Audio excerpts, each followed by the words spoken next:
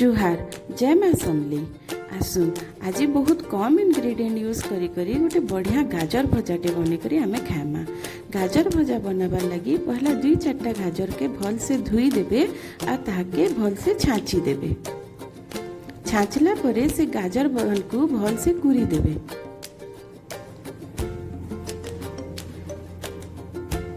भल से कुरी ही सारा परे गैस रे गोटे कढ़ईटे बसाबे आ से एकदम टिके परा तेल देबे आ से तेल ऊपर सुरसो टिके फुटे देबे।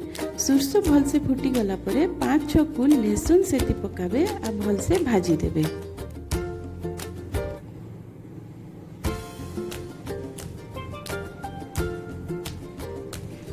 लहसुन भल से भाजी होला परे 2-3टा मिर्चा आपन को जेंता राग करसी से हिसाब रे पके देबे भाजी देबे।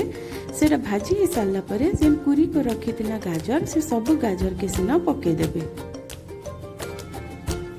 तापरे नून टिके पकाबे।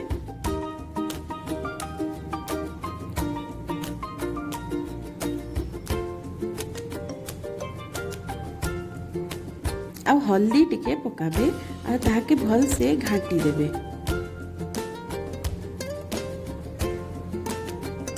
तापरे गैस के टिके स्लो करी करी ताके ढापी देबे आ मझिरे मझिरे ताके घाटू देबे।